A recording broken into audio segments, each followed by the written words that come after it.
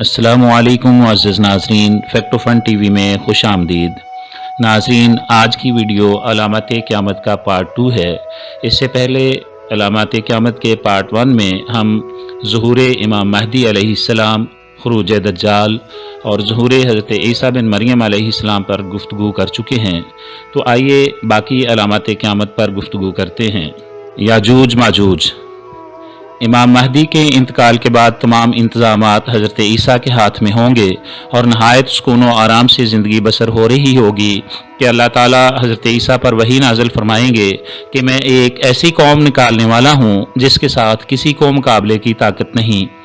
आप मेरे बंदों को कोहे तूर पर ले जाएं। इस कौम से याजूज माजूज की कौम मुराद है। याजूज माजूज का जिक्र कुरान मजीद में भी है। ये कौम याफिस बिन नूह की औलाद में से है। शिमाल की तरफ बहरे मुजमद से आगे ये कौम आबाद है। उनकी तरफ जाने वाला रास्ता पहाड़ों के दरमियान है, जिसको हज़रत ज़ुल्करनैन ने तांबा पिघलाकर लोहे के तख्ते जोड़कर बंद कर दिया था। बड़ी ताकतवर कौम है। दो पहाड़ों के दरमियान नहायत मुस्तहकम आहनी दीवार के पीछे बंद है। क़यामत के करीब वो दीवार टूटकर गिर पड़ेगी और ये कौम बाहर निकल आएगी और हर तरफ फैल जाएगी और फसाद बर्पा करेगी। याजूज माजूज आहनी दीवार टूटने के बाद हर बुलंदी से दौड़ते हुए नजर आएंगे। जब उनकी पहली जमात बहेरा तिब्रिया पर से गुजरेगी तो उसका सारा पानी पी जाएगी। जब दूसरी जमात गुजरेगी तो वो कहेगी यहाँ कभी पानी भी था। याजूज माजूज की वजह से हज़रत ईसा और मुसलमान बड़ी तकलीफ में होंगे। खाने की किल्लत का ये आलम होगा कि बैल का सर 100 दिनार से भी कीमती और बेहतर समझा जाएगा। हज़रत ईसा याजूज माजूज के लिए बादुआ करेंगे। अल्लाह ताला उनकी गर्दनों में एक बीमारी पैदा कर देंगे जिससे सारे मर जाएंगे और ज़मीन बदबूदार तवाफ़ुन से भर जाएगी। हज़रत ईसा की दुआ से अल्लाह ताला बड़ी बड़ी गर्दनों वाले परिंदे भेजेंगे जो उनको उठाकर जहां अल्लाह ताला चाहेंगे फेंक देंगे। फिर मूसलाधार बारिश होगी जो हर जगह होगी। कोई मकान या कोई इलाका ऐसा नहीं होगा जहां पर ये बारिश ना पहुंचे। वो बारिश पूरी ज़मीन धोकर साफ़ व शफाफ कर देगी और बदबू ख़त्म हो जाएगी। सूरज का मगरब से तुलू होना। क़यामत की अलामात कुबरा में से एक बड़ी अलामत सूरज का मगरिब से तुलू होना है। कुरान करीम और अहादीस मुबारका में इसका जिक्र मौजूद है। धुएं के ज़ाहिर होने और ज़मीन धंस जाने के वाक़े के बाद ज़ुल्हज्जा के महीने में 10वीं ज़ुल्हज्जा के दिन अचानक एक रात बहुत लंबी होगी कि मुसाफिरों के दिल घबरा कर बेकरार हो जाएंगे। बच्चे सो सो कर उकता जाएंगे। जानवर बाहर खेतों में जाने के लिए चिल्लाने लगेंगे। तमाम लोग डर और घबराहट से बेकरार हो जाएंगे। जब 3 रातों के बराबर वो रात हो चुकेगी तो सूरज हल्की सी रोशनी के साथ मगरिब की तरफ से तुलू होगा और सूरज की हालत ऐसी होगी जैसे उसको गोहन लगा होता है। उस वक्त तौबा का दरवाज़ा बंद हो जाएगा और किसी का ईमान या गुनाहों से तौबा कबूल ना होगी। सूरज आहिस्ता आहिस्ता ऊंचा होता जाएगा। जब इतना ऊंचा हो जाएगा जितना दोपहर से कुछ पहले होता है तो वापस मगरिब की तरफ गुरूब होना शुरू हो जाएगा और मामूल के मुताबिक गुरूब हो जाएगा। फिर हस्बे मामूल तुलू व गुरूब होता रहेगा। मगरिब से सूरज तुलू होने के वाक़े के 120 साल बाद क़यामत के लिए सूर फूंका जाएगा। दाबतुल अर्ज़ का ज़मीन से निकलना। क़यामत की बड़ी अलामतों में से एक बड़ी अलामत दाबतुल अर्ज़ का ज़मीन से निकलना है। इसका जिक्र कुरान करीम और अहादीस मुबारका में मौजूद है।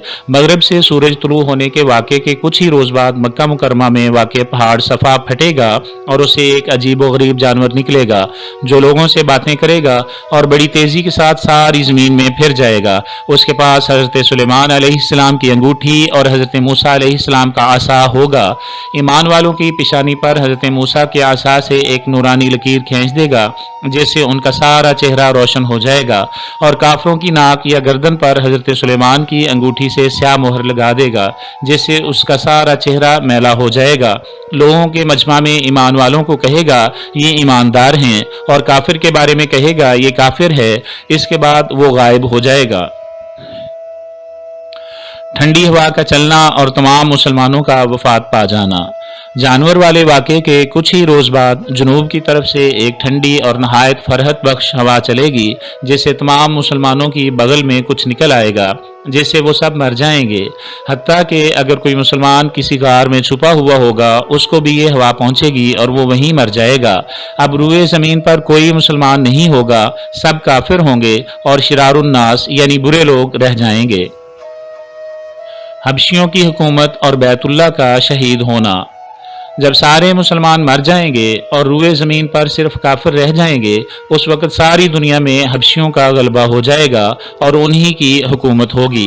قرآن کریم دلوں اور کاغذوں سے اٹھا لیا جائے گا، حج بند ہو جائے گا، دلوں سے خوف خدا اور شرم و حیا بالکل اٹھ جائے گی، لوگ برسر عام بے حیائی کریں گے، بیت اللہ شریف کو شہید کر دیا جائے گا، حبشہ کا رہنے والا چھوٹی پنڈلیوں والا ایک شخص بیت اللہ شریف کو گرائے گا۔ آگ کا لوگوں کو ملک شام کی طرف ہانکنا۔ قیامت کی علامات کبریٰ میں سے آخری علامت آگ کا نکلنا ہے۔ قیامت کا سور پھونکے جانے سے پہلے زمین پر بت پرستی اور کفر پھیل جائے گا۔ اللہ تعالیٰ کی طرف سے لوگوں کے شام میں جمع ہونے کے اسباب پیدا ہوں گے۔ شام میں حالات اچھے ہوں گے، لوگ وہاں کا رخ کریں گے۔ پھر یمن سے ایک آگ نکلے گی جو لوگوں کو ارض محشر یعنی شام کی طرف ہانکے گی۔ جب سب لوگ ملک شام میں پہنچ جائیں گے تو یہ آگ غائب ہو جائے گی۔ اس کے بعد عیش و آرام کا زمانہ آئے گا، لوگ مزے سے زندگی بسر کر رہے ہوں گے۔ کچھ عرصہ اسی حالت میں گزرے گا کہ اچانک قیامت قائم ہو جائے گی۔ سور پھونکا جانا اور قیامت کا قائم ہونا۔ ان تمام علامات کے واقع ہو جانے کے بعد عیش و آرام کا زمانہ آئے گا۔ محرم کی 10 تاریخ اور جمعہ کا دن ہوگا، لوگ اپنے اپنے کاموں میں لگے ہوں گے کہ اچانک قیامت قائم ہو جائے گی۔